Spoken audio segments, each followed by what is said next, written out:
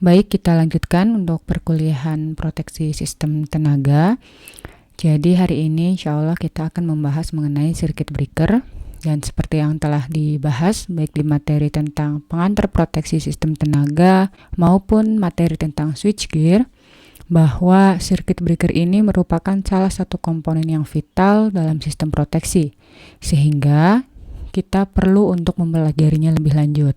Mengapa?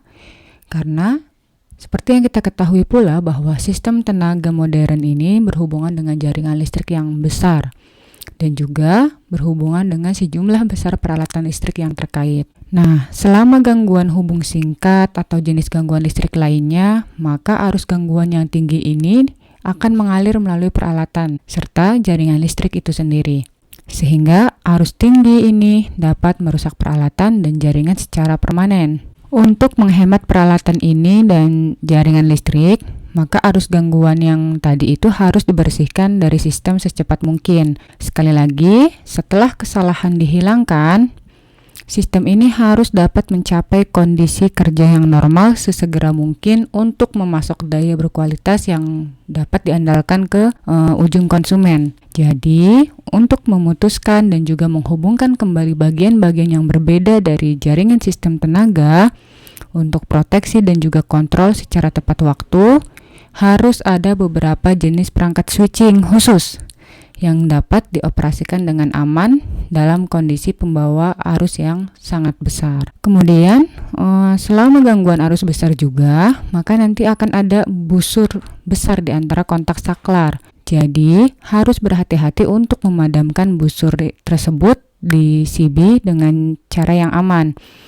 Nah, CB ini merupakan perangkat khusus yang dapat melakukan semua operasi switching yang diperlukan selama kondisi pembawa arus tadi. Seperti biasa, kita berangkat dari pengertian atau definisi. Jadi, untuk circuit breaker ini, dia merupakan perangkat switching yang dapat memutus arus abnormal atau arus gangguan.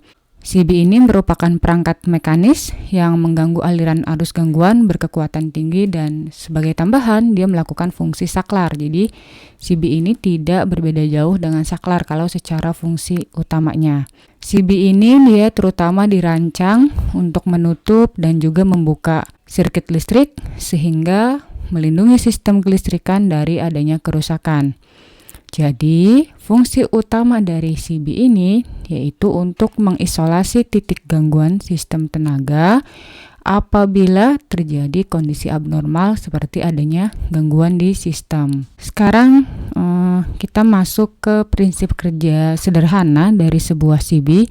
Jadi CB ini pada dasarnya dia terdiri dari dua kontak. Jadi ada nantinya tuh ada kontak tetap dan juga kontak bergerak yang disebut dengan elektroda. Jadi nanti kontak-kontak ini dia akan ditempatkan di ruangan yang tertutup yang nanti berisi media yang mengandung cairan, mungkin bisa cair, gas, vakum dan lain sebagainya yang difungsikan untuk memadamkan busur yang terbentuk di antara kontak tersebut. Pertama, dalam kondisi operasi normal, kontak tersebut itu akan tertutup dan tidak akan terbuka secara otomatis sampai dan kecuali sistem menjadi rusak. Selama kondisi operasi normal tadi, maka lengan pemutus sirkuit ini dapat dibuka atau ditutup untuk keperluan switching dan juga untuk keperluan pemeliharaan sistem. Kontak tersebut juga nantinya dapat dibuka secara manual ataupun dengan remote control kapanpun diinginkan.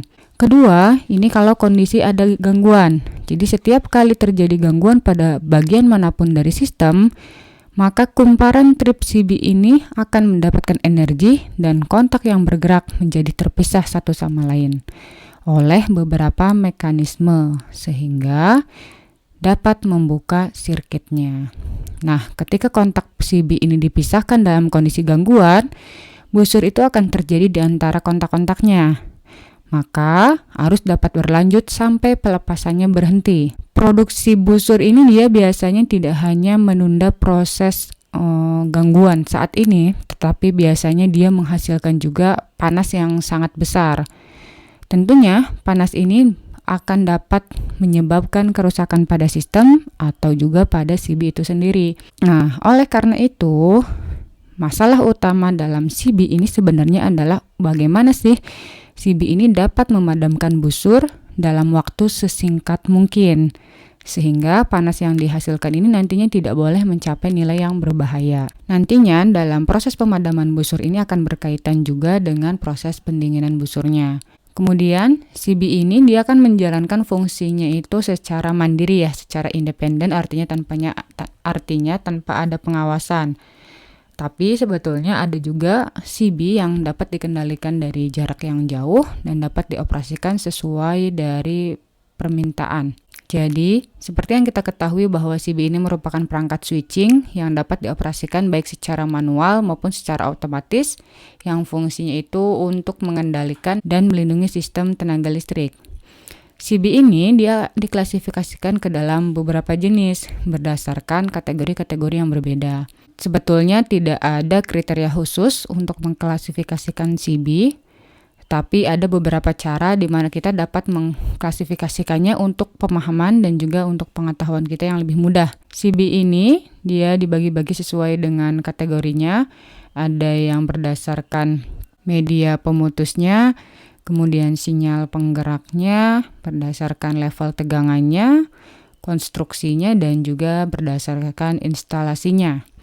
Pertama, kita lihat terlebih dahulu pengklasifikasian CB berdasarkan level tegangan yang dapat dioperasikannya. Jadi, ada 3 jenis CB yang paling banyak digunakan dalam kategori ini. Dimulai dari low voltage, kemudian medium voltage, dan terakhir ada high voltage. CB tegangan rendah ini merupakan CB yang cocok untuk sirkuit dengan nilai tegangan maksimal 1 kV. LVCB ini biasanya dia diaplikasikan dalam aplikasi domestik, kemudian komersil, dan juga industri. Nah, di LVCB ini terbagi lagi menjadi beberapa jenis. Ada kita kenal istilah MCB, yaitu miniatur circuit breaker, yang sempat kita bahas juga di mata kuliah instalasi. Jadi MCB ini yang mempunyai arus pengenal yang tidak lebih dari 100 ampere. Kemudian ada juga MCCB, yaitu molded case circuit breaker. MCCB ini memiliki arus pengenal normal mencapai 2500 ampere. Kemudian yang kedua, untuk MVCB atau pemutus sirkuit tegangan menengah, ini nilai tegangannya berkisar antara 1 sampai 72 kV. CB ini dapat dirakit menjadi rangkaian switchgear tertutup untuk penggunaan di dalam ruangan atau indoor. Untuk pengklasifikasiannya sendiri, CB tegangan menengah ini ada vakum CB, ada SF6 CB, kemudian kalau tidak salah ada air blast dan masuk ke oil CB. Jadi ada beberapa jenis untuk CB di tegangan menengah.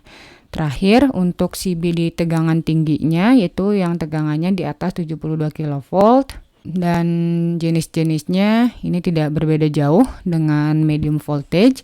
Jadi ada SF6, ada vakum, ada air blast, dan sebagainya yang nanti akan kita bahas di selanjutnya. Jadi ini kurang lebih pembagian circuit breaker berdasarkan level tegangan yang bekerjanya. Nah, yang kedua, CB berdasarkan instalasinya. Berdasarkan instalasinya, CB ini dibagi menjadi 2. Ada outdoor dan juga ada indoor. Outdoor circuit breaker ini merupakan CB yang dipasang di luar ruangan yang dirancang untuk digunakan di luar tanpa atap.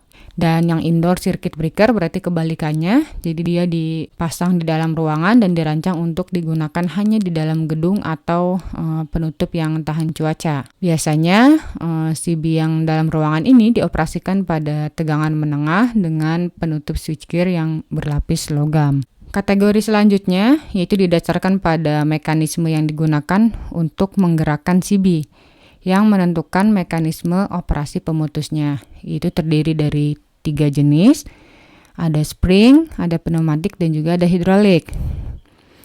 CB yang dioperasikan oleh pegas, yaitu mekanisme yang dioperasikan pegas adalah mekanisme yang digerakkan oleh energi mekanik yang tersimpan dalam pegasnya.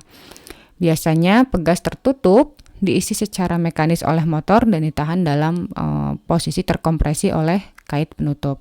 Kemudian yang kedua ada pneumatik CB. Jadi mekanisme yang dioperasikan pneumatik ini menggunakan udara terkompresi sebagai sumber energi untuk menutup dan juga untuk ngetripnya. Terakhir, hidrolik CB. Mekanisme yang dioperasikan di hidrolik CB ini menggunakan gas bertekanan untuk mengarahkan aliran minyak sehingga menggerakkan link yang terhubung ke pemutus.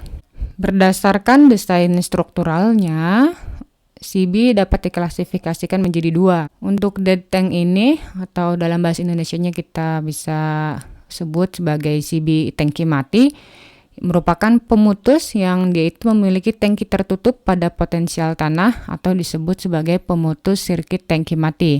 Sedangkan pemutus yang hidup, ini dia menampung pemutus berada pada potensial di atas tanah. Sekarang kita pertimbangkan media yang digunakan oleh CB ini sehingga dapat dioperasikan. Cara klasifikasi yang paling umum untuk mengklasifikasikan sebuah CB ini adalah berdasarkan media yang digunakan untuk pemadaman busurnya. Jadi kalau yang tadi ya, yang berdasarkan desain, berdasarkan actuating mechanism, kemudian berdasarkan installation dan berdasarkan voltage level, ini jarang orang menggunakan klasifikasi berdasarkan hal-hal yang tadi. Tapi cara yang paling umum itu biasanya diklasifikasikan berdasarkan media yang digunakan untuk pemadaman busurnya. Nah, media yang digunakan untuk pemadaman busur ini bisa terdiri dari beberapa media. Misalkan oil, kemudian udara, kemudian SF6, dan juga bisa menggunakan vakum. Yang pertama, untuk CB oli, dia menggunakan beberapa oli isolasi seperti yang ada di trafo gitu ya misalnya, dan digunakan untuk pemadaman busur. Sedangkan yang kedua, CB biasanya dikatakan air blast ya.